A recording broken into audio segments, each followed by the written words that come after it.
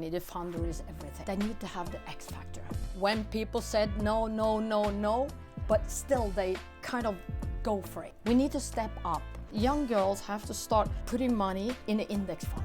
You have to learn how to invest for your future. Are you scared of losing your own investment? Absolutely not. No. So I love the risk. Right. So that's another topic, right? You have to be brave on that. It's your company, it's your yeah. People investing in you. It's a very tough.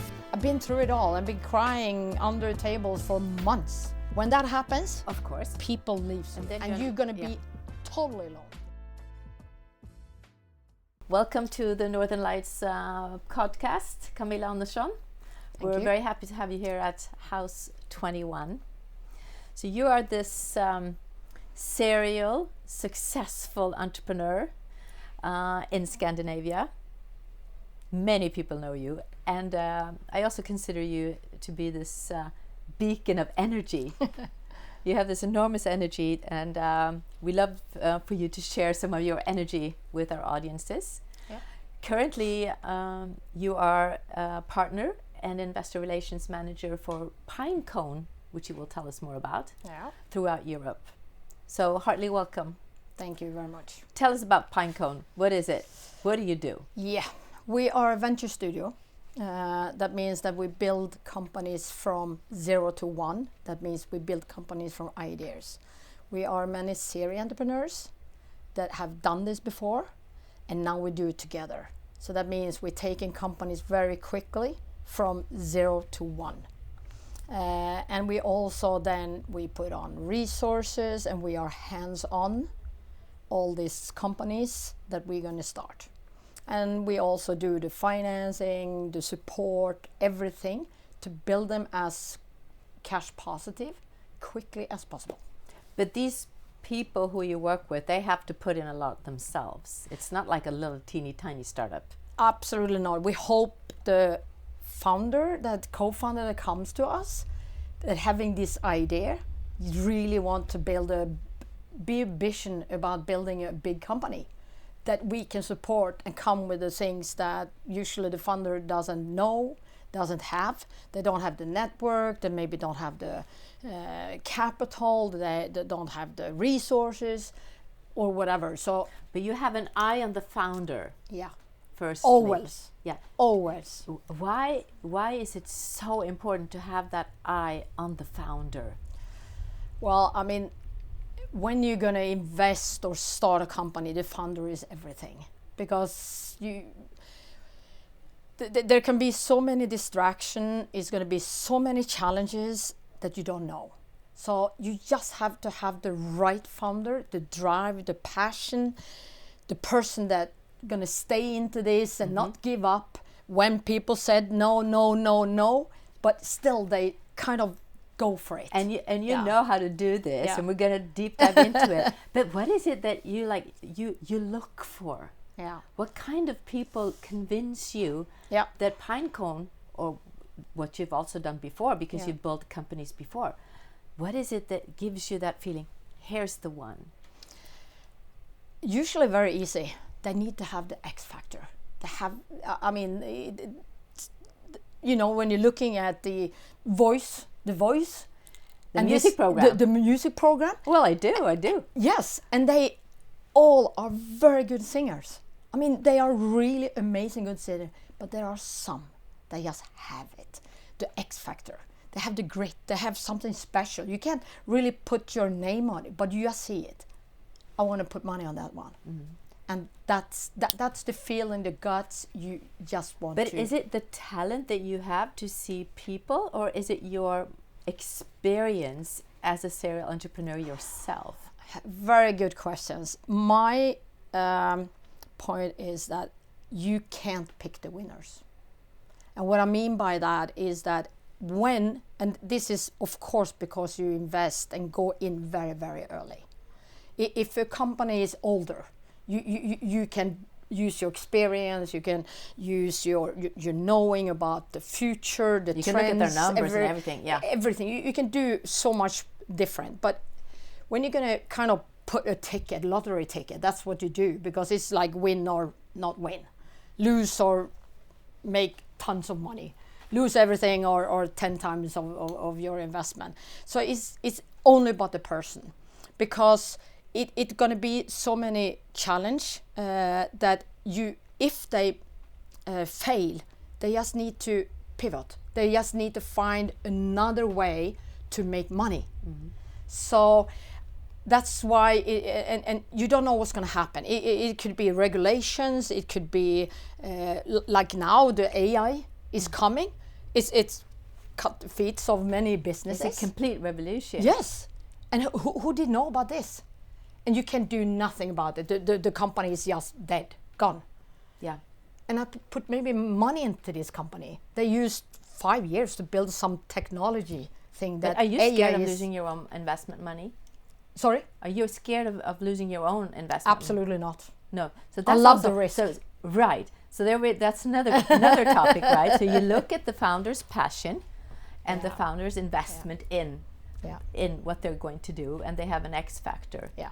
But you also say you have to take the risk, Yes. and you have to be brave on that. Yes. You can't make any business without taking risk. No, investments in this field is like, the statistics is like, invest in 10, 5 is going to bankrupt. Yeah, and isn't so that's almost a universal fact, isn't it? That most companies don't make it to 5 years. Yes. So this is hardcore business. Yes. Development. Yes. That you've given your whole life to, and we're going to go back in time as well. But let's just dwell a little bit about Pinecone, because so what kind of businesses are we talking about? You work across Scandinavia, so in Norway and Sweden, going into the UK, and who knows, you might also go into the US. But for now, Europe. What kind of companies?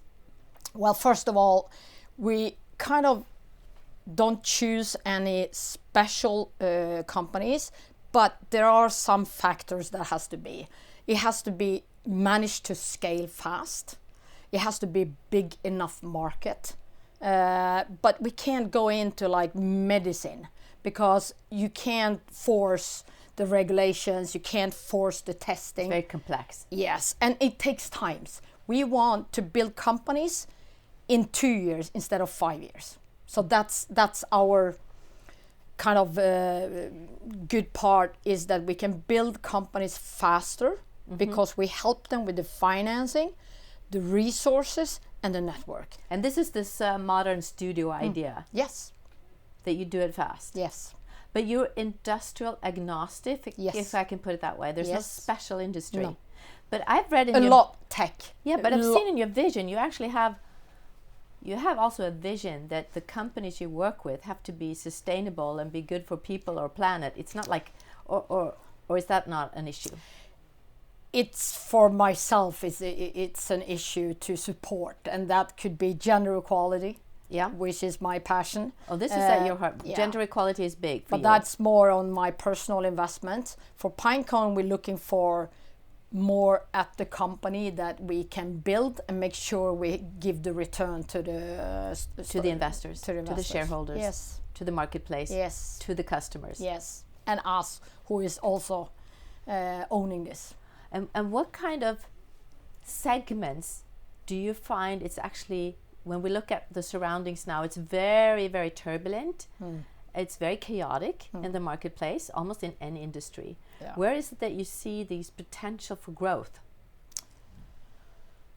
Many market. I mean, we just started. I mean, first of all, AI is in everything. That's where we start. You start with the technology, and then you're building different services in different categories, and just makes it more efficient, bigger possibilities. So we're kind of looking for many different levels. Is it true that everything is in business with this regard has changed fundamentally when it comes to speed? Yeah, I mean, we don't really know how this is going to turn out. Right. I mean, it's just amazing what you can do. I mean, there are companies that I almost invested in that been using like 5, 6, 7 years to build the platform, and now the guy in the room beside is building in 3 months. I mean, of course, that's going to change the whole industry, you know, everything. But it also gives amazing possibilities for potential founders. Now you don't need to be, you know, coding. You don't need to be diving deep tech. Is this the golden age for entrepreneurs? Absolutely. I think we're going to have much more companies being built, because now many more can do. And I really hope this technology really gets the women the position to really start businesses, because now they don't need to be tech. They don't have to. It's not so much about the technology as it is about how you make business and how you do leadership. Yeah. Because now you can use the tools to make sure you're going to run faster, and you don't need all the resources. You can have an knowledge. agent doing some of that stuff for you. It's just amazing. Oh, this is so interesting. So you think that the barriers that many women have towards technology, up until now at least, because now we can can be vanished away. Yes. Wow, that's huge. Instead of, but the number shows something else. The number shows that maybe the women's going to be more behind. But I'm like, come on, ladies. Not if they meet. No. Not if they meet you, right? So you will. So this is one of your visions and missions, isn't it? Yeah. To help and to encourage and unleash the potential that young women have. Yeah. But then, in order for us to go deeper into this, we got to talk more about you, because there's something must have happened to you to make you this person you are today. And tell us, Camilla, were you born to be this entrepreneur? You're from Sweden. Yeah. We have to mention that. Yeah. We're sitting here in Oslo, but you're from Sweden, and you're a true Swedish girl. Yes. I grew up in north of Sweden with most of my life with a single mom. And I'm not sure if I was born like this, but my mom tells me I've been kind of a salesperson, having this drive since I was a kid. I managed to have a red sock and a white sock and didn't care. My mom was frustrated. I couldn't dress myself. I couldn't, focus on nothing. I was just having this drive to do business. But she cared about you. Of course. My mom was an extremely lovable person, but she was also probably my best and almost only role model, because my mom was kind of the first in everything. She was the first woman in driving the ambulance. She was the first woman in this as a director. I mean, she was the first in everything. Yeah. And I think maybe that kind of gave me some you got hope. A direct inspiration from your mom. Yes, absolutely. It was the two of you, right? What influence do you think that had? So she was your role model, but she also took care of you. Yeah. And she gave you some inspiration that you might have not had otherwise? I think so. I mean, first of all, that you can make it, whatever you want to do. And she said so, or did you just feel it? Yes, absolutely. She was driving, and she was tough mom. She have, very strong, we have to be at home this time, if not, my mom's going to be angry. Yeah. But she also gave a lot of love to me and my brother, and I grew up with my mom, even if she wasn't that much. Yeah. Because she studied on the side, she had 2-3 jobs to take care of us. But she gave you independence. Yes. And I think that was that means a lot, my right? gift. That was my gift. And you told her that? Yeah. Yeah. So you were inspired by her. Mm. And then the two of you had this idea that you were to be maybe a lawyer, or at least study law. Yeah. Yes. Yeah, it didn't turn out that way, did it? No, not really. To my mom's despair. Because when I was 15, I applied to join the table tennis school on the west coast in Sweden. And that's like 100 miles from my mom. So it was only 2 women in Sweden that got applied. So I ended up moving from home when I was 15. That's early. That was early. So I stayed at that school for 3 years. And really, my mom worked hard to finance this, for me and helping me, because I have to pay rent, and things to where I lived. And she really hoped I'm going to go for the university. Yeah. And that was my plan. I think I was like 9 years old. I was thinking of to be a lawyer. But she did give you the wings to fly, yes. to do it your own way. Yes. And that she probably knew. That means a lot, doesn't yeah. it? To follow your own dreams. My mom was very young. She got me when she was 19. Yeah. So, when I was like 15, she was 35. Yeah. She had her friends getting kids, and both kids moved out when they were 15. And that was a sorry for my mom, because she really felt she was so young. And she was left. Yeah, she was left. Yeah, it's hard when the kids move out, even when they're, some stay till they're 30 now. Yeah. It's different. Yeah. But you went to school. Yeah. And you did your table tennis. Yeah. But then when I talk with you and hear your stories, I kind of think you were an entrepreneur in the age of 16 or something. That's when you started, 16 to 17. Yeah, because that's my independency I taught from my mom. I had to use, of course, when I was quite young. You have to handle your economics, you have to manage your school, your training, everything to be a professional table tennis player. And that's, sports give you a lot. Of discipline also? Yes, absolutely. Structure? Yeah, structure, discipline, and the winning. You want to win the game. Yes. So it's like, so of course when I was when I finished, I was supposed to go to the university, but the summer before I was finished the school, I was, also have to work on weekends and things like that. So to get some cash. Yeah, get some cash, and I working as a waitress, even if I was not allowed because we were supposed to be 18, but I was 17.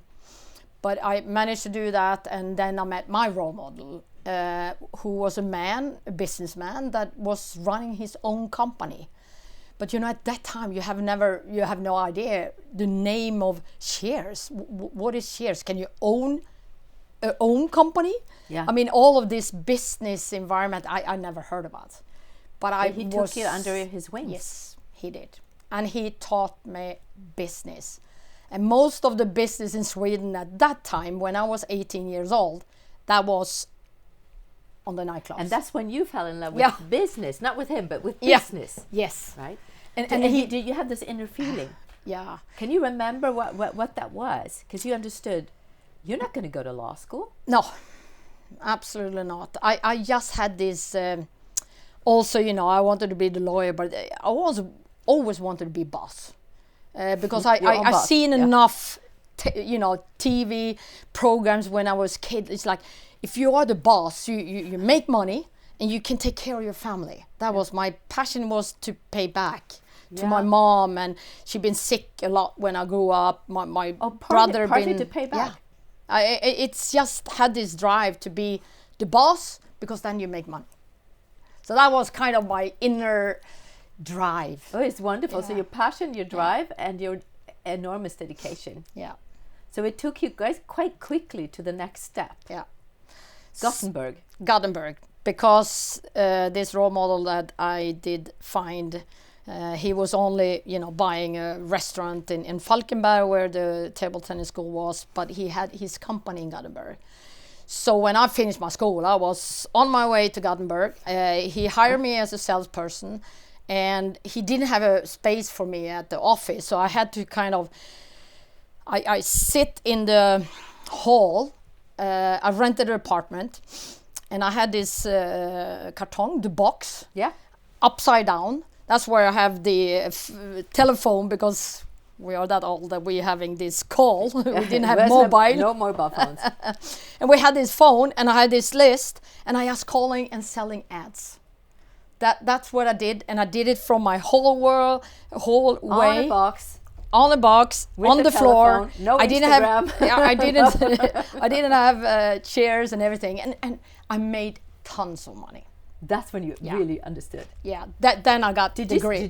Did you say that to yourself? Like, did you look at it with a smile and say, "Hey, I'm gonna make it"? I never thought about it. No, you just did it. Yeah, it's just the inner. You are a sports person. You want to win. Yeah. I mean, it's the feeling when you succeed. You're in the game to win. Yeah. And I just felt that, when I did the sales, Yeah. and I managed to sell some advertisement, it's like, that was a win. Yeah. I was champion. And then I take the next one. So I think that kind of this is so been in my it's system. so fascinating. Yeah. But you're also a little bit crazy. Yeah. So if we move a little bit further, so because you've had so many wins actually, Camilla. But I have a lot of losses. Yeah, but you have also anybody who wins have losses. Yes. Anyone who succeeds has failure. Let's agree on that. Yeah. But you've had a lot of wins, and but then you did something crazy. So not so many years later, you wanted out in the world and explore the rest of the world, and you just go. Yeah. You go to the U.S. You actually have no plan. Nope. I just felt that. What was that? No, you've been watching TV, and at that point, everyone was talking about U.S. as the country that you can do whatever you want. You don't have a janteloven. It was a different time. It was different times, and the American dream. Yeah, the American dream was always, on the newspaper and on the news, on the TV, and I just felt it. I love Americans. I love the language, and I thought I probably have to go there to try to make it. What makes a girl actually do it? Yeah, I was working in a store, and this American walks in, and he was just unlucky to give him his business card, and that's when I decided where to US to go. So he was a customer in a jewelry shop? Yeah. Yeah. And you got a business card? Yeah. There was nothing other than a business card? No. We were just chatting because he was staying at the hotel. And that was enough for you to buy a plane ticket to San Diego? Yeah. That's crazy. That's crazy. But it was an amazing experience, a challenging experience, of course. Because, ending up there, working hard, saving up some money, renting out the apartment, put everything in storage. And how old were you? Just for the reminder. 20 or something? Yeah. Yeah. 20 something. And you're not scared or anything. I mean, you are kind of very naive for coming from Scandinavia to US. And you just have to be lucky to not be in trouble. I know when I went for jogging, I of course have to run into the place where you should not be as a white person. But, people just look at you and like, who is this crazy blonde, blue-eyed person here? Mm-hmm. Because this area, we kill people like it's like. You were entering. Yes. So just for the listeners who don't know, or for the younger people, it was very segmented. Yes, very. At that time. Yeah, very many dangerous places to be. Difficult to be anybody going into a new zone, right? Yeah. But you don't know this when you are so young and just watching TV and think US is like that. But did you learn something? So one thing is you go over there and you're a little naive, but you have ambitions, and you're a person who learns along the way. What did it teach you to have to do everything by yourself? Yeah. Safeguard yourself. Yeah, but the same, it teach me like you can make it. Yeah. I mean, it is possible for anyone to do whatever you want to do. You probably have to be a little lucky to meet the right people, but I also think that you attract the right people if you have the right mind and you have openness. So not being afraid was a good thing. Being open to other cultures was another thing. Yeah, and I embrace it. I mean, I loved everything in US. I just loved, and the drive that they have. They want to make it because they don't have any safety net there, and I didn't either. I ended up. And think about it, they still don't. But that's another issue. Yes. We don't have to go too political. But at that time, there was even less of a, let's call it, welfare system that we're used to in so Scandinavia. they have to work hard. You do it yourself. Yeah. But if you make it, you will make it. But you must have had some smashes underway. You must have had some struggles. And what about loneliness? Well, I didn't feel that because I managed to join a company very quickly. And they have, employees and took you into your network and things like that. But of course, I mean, I went anything from being a shoot episode through my bedroom. Through your bedroom? Yeah, through my bedroom to I find this boyfriend that I was supposed to marry being with my best friend on the side, and she got pregnant, and they kind of stole all my money. So yes, I was very naive, but I was lucky. And you got some experiences. I got great experience at that point. After, when I got home, it's like, well, I had to pay off 100,000 on a credit card, which my at that point boyfriend used. So I came home, learning a lot, work hard again, pay it off, and live with that amazing experience in both positive and negative way. Okay, so what doesn't break you makes you. Well, yes. But I want to at this point actually to relate to like current times, because you had a special upbringing with your mom. You were very early independent, and you went to the US, you went back, and we're going to talk about some of your business successes, but you also have children, right? So yes. What kind of mom are you? Well, you were preparing me for this, so I just remember that I don't know. So I had to call my son. So I just called him for an hour ago, and I told him, you have to tell me a little. And like he said, I mean, I've been traveling a lot, and yes, he felt I was gone a lot, work a lot, but again, he felt safe all the time because I had my grandma, my mother, that kind of took care of him when I was traveling. The one who protected you, protected him. Yes, and my mom had been amazing, and my mom and my son has an amazing relationship because they spend a lot of time. And like I said, I'm not the one that taught my son to eat with, the stick. Fork and knife is what it's called. Yes, Table and manners. learning about the nature, whatever my mom did. She had the time, and she'd been very special to my son. And he says so as well. Yeah, and he felt safe. He missed his mom. Yes, he did. But he was like, the good part was that he felt that he ended up independency very early, like me, because I had the same type of mom. Yeah. So that was something good. And like he said, the learning from this that he felt most is that what it takes to succeed. Yes. The effort, the hard work. Yeah. And I think and hope that is the most important for anyone that wants to build anything, to start anything, or make anything out of your life. It's not coming in easy. But there are sacrifices. Yes, always. Yeah. But again, I felt this was worth it if this is what I taught my son. And he's listening now and watching us, so he's going to see if he's going to correct me. He's going to correct you. But that's good. Yeah. You stand tall, so you stand corrected sometimes, right, from your own children, which is good. But the honesty and the open conversation is helpful. Yeah, yeah, right. It is. And you do a lot for women. That's actually why we came into talking about you have a son, right? So. In my opinion, it's really important to also really nurture and help young boys these days, because there's a lot of attention to young women.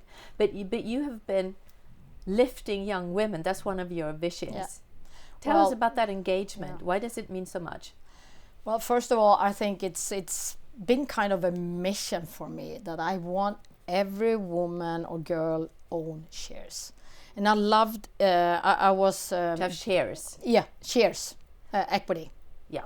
It's about having investment capacity. Yeah. Yes. And I was hearing DNB, she Hon investerar, the campaign, because they also saw that if women gonna be part of decision in this society, you have to own.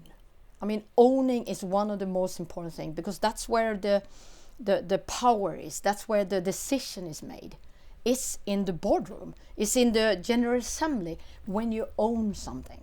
And we can't be like 80% of men is owning. So you know, just for the information around this topic, it is at least on the Oslo Stock Exchange. Yeah.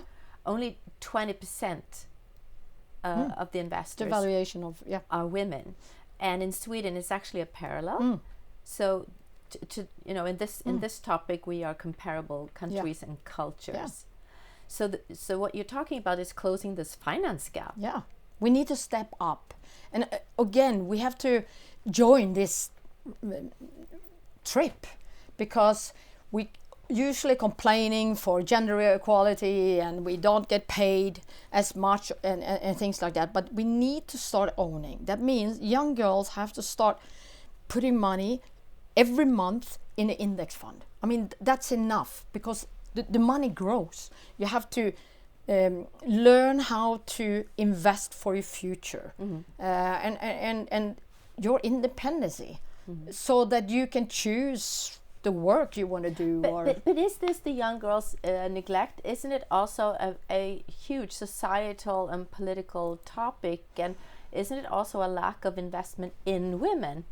Do you think? Absolutely, but that's why I also want more women to invest, because if we get more women investors, we're going to have more women founders. Become a movement then. Yes, because it's very difficult for men, 50, 60 in the suits to invest in women health, because they are like, is it a problem? Yes, it is.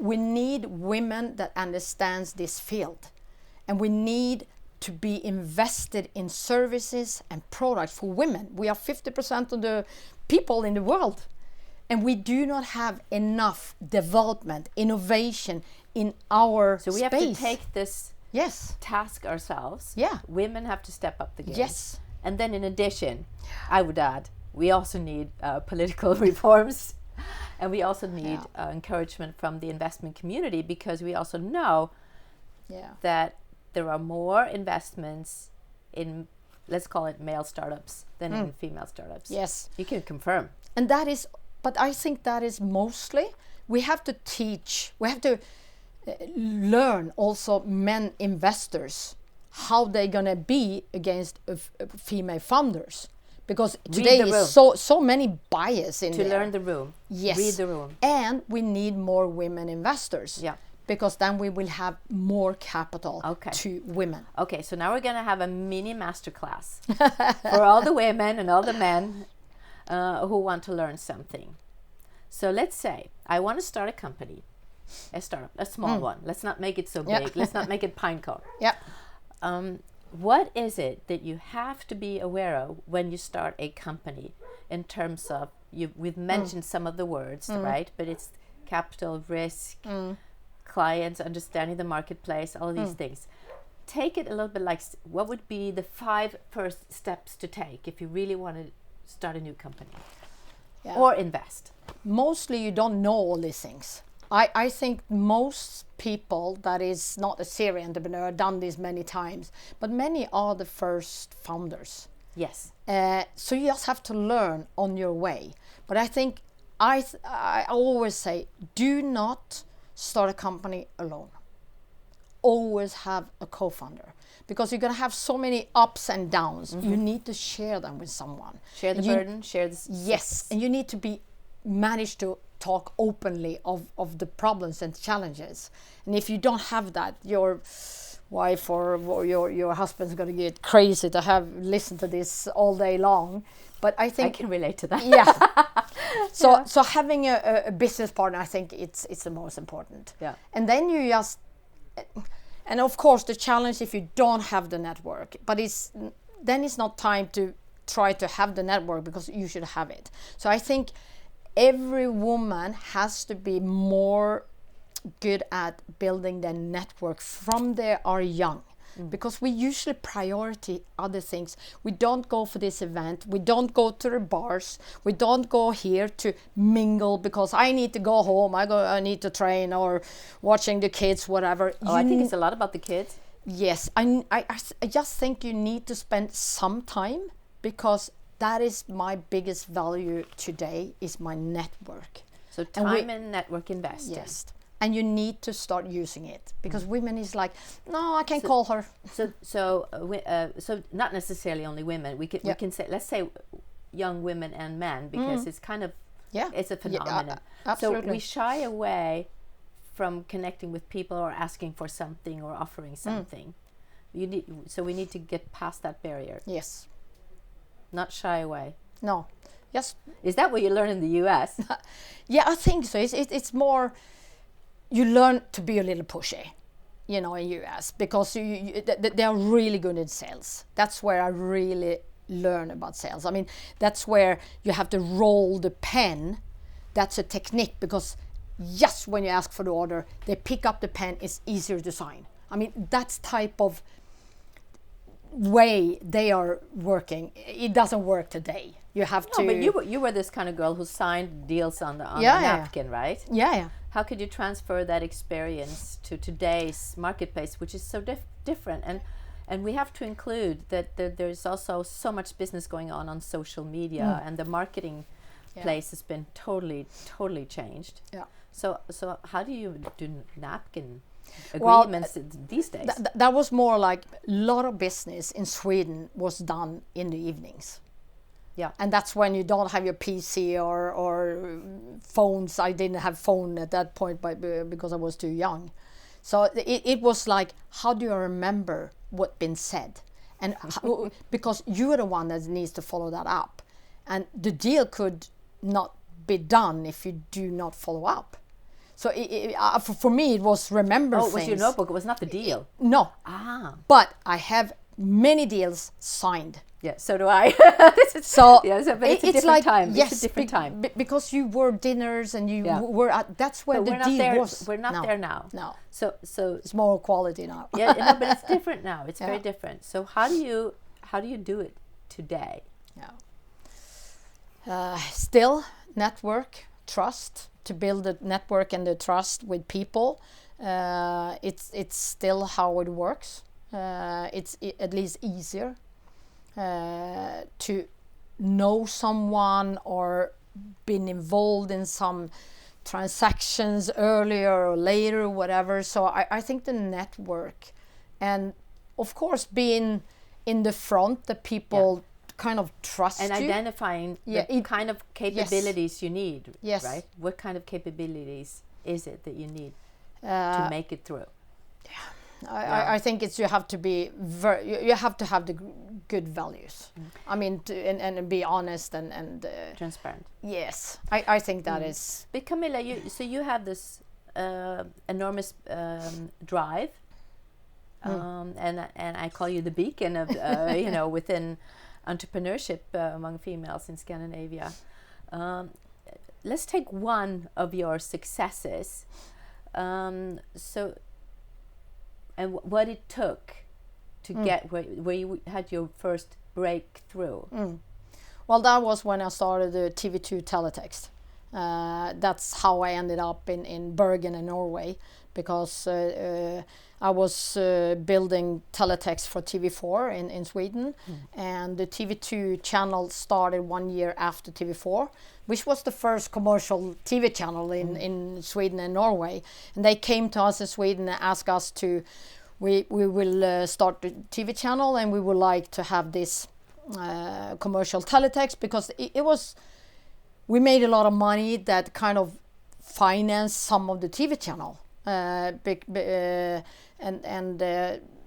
Well, I ended up the one go, and again you have to put your hands out there. And the timing was good? The timing was good, but I was my partner was not going to Norway, but I was like, well, I can go, and the thing was that I was supposed to only go to Bergen for 1 year to start a company, find a Norwegian CEO, and go back home. But it went to be it went to be amazing success. We made tons of money. We supported TV2. I was supported like 20% of the profit almost the first 3 years.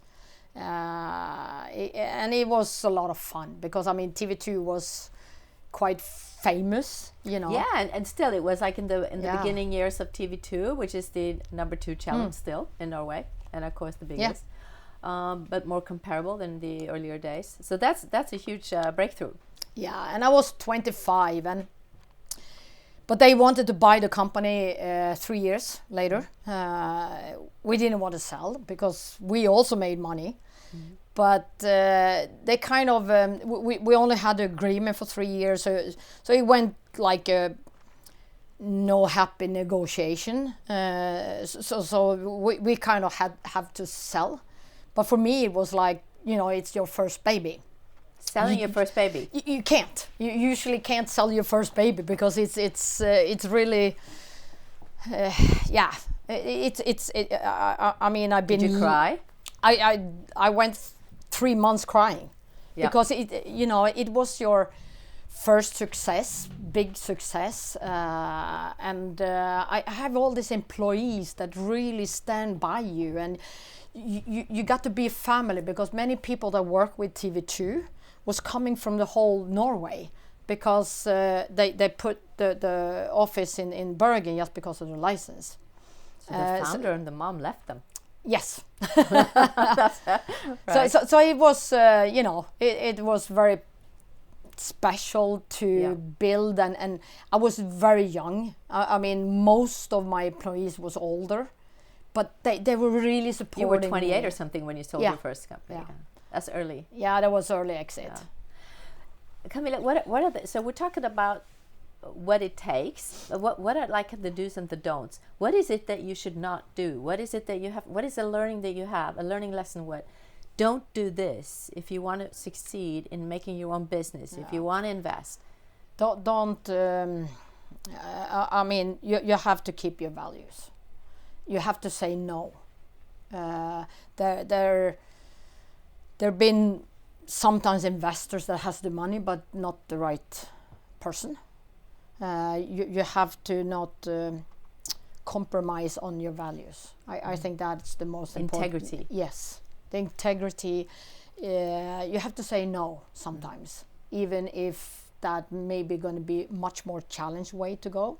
Yeah, you might make less money, but that doesn't matter.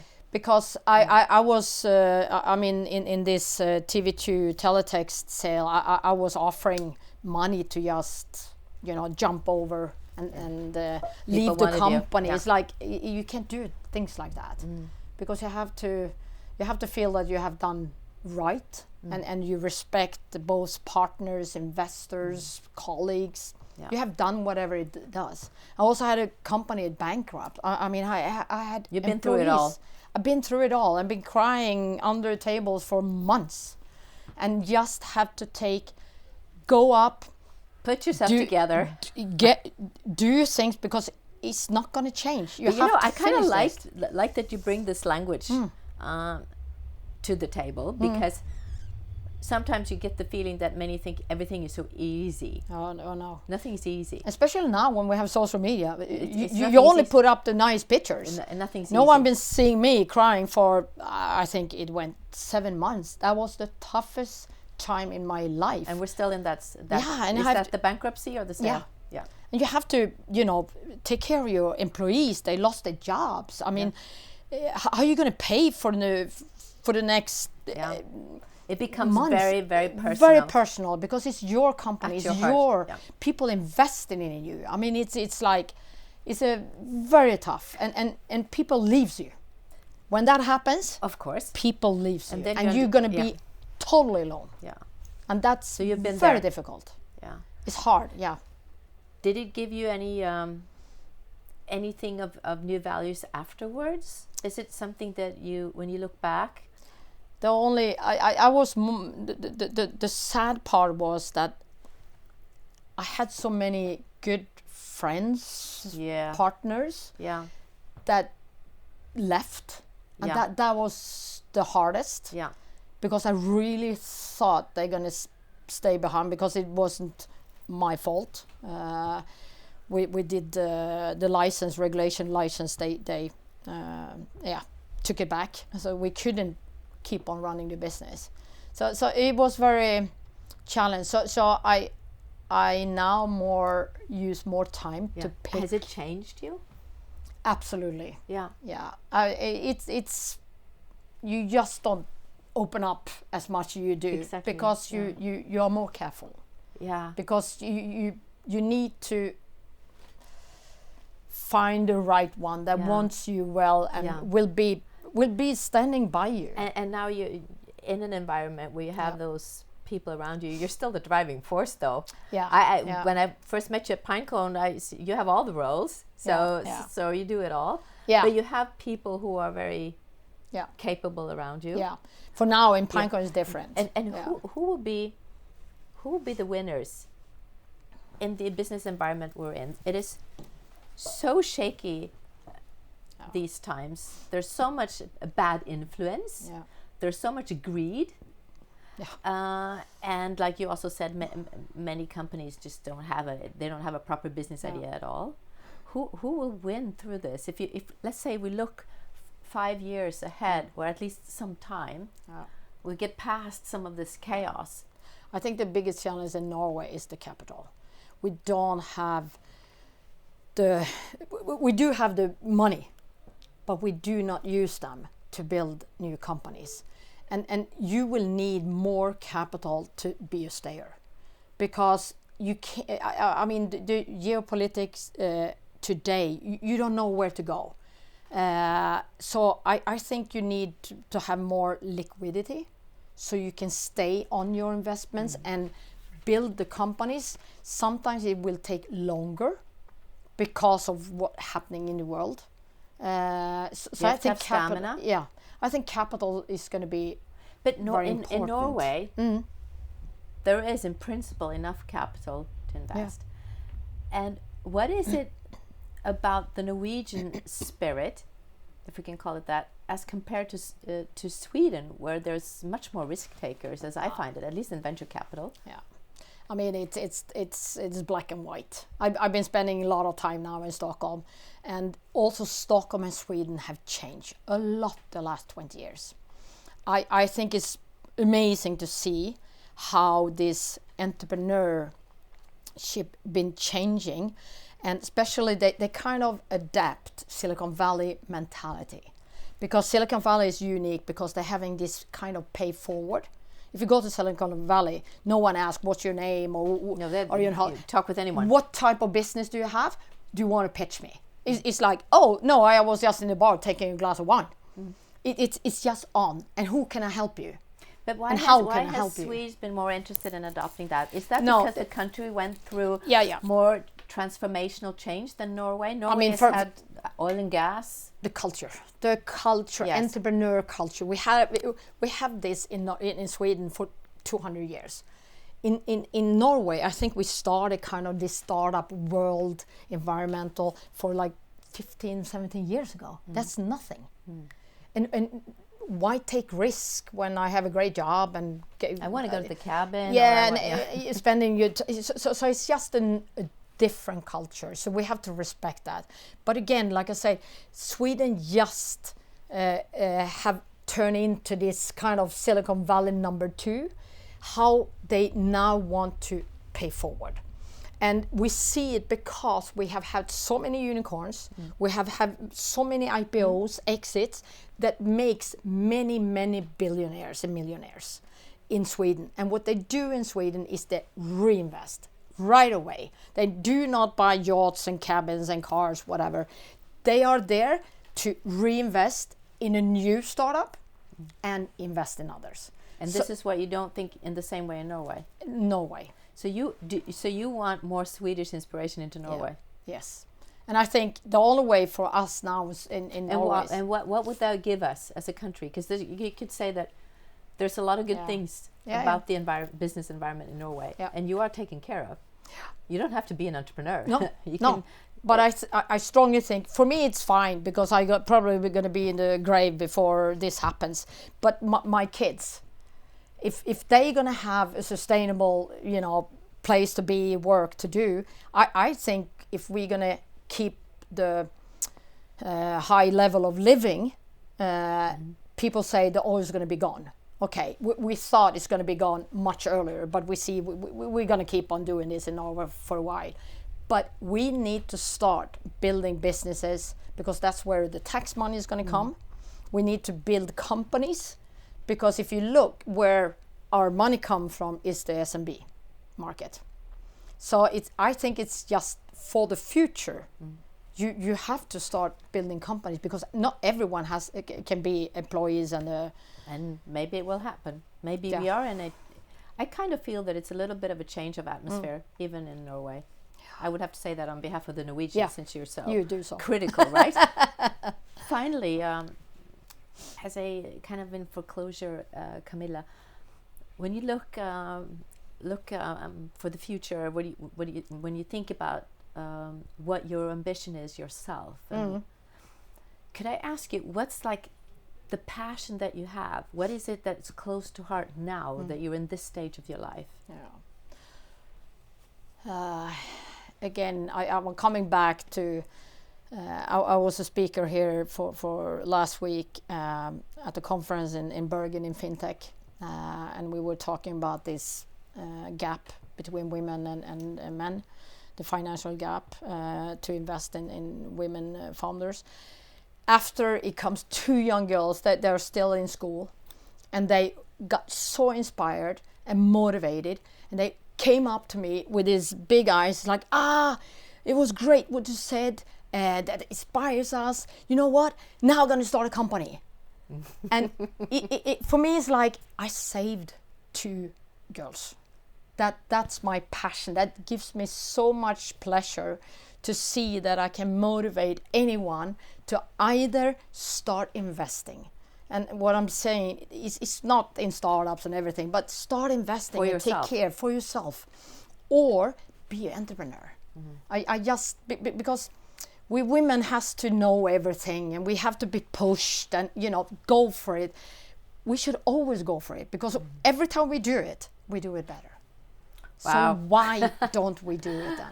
Well, thank you so much, Camilla. I'm sure you're inspiring a lot of the listeners Thank you. On this podcast. Thank you for being here with us at House 21 in this podcast. Thank you.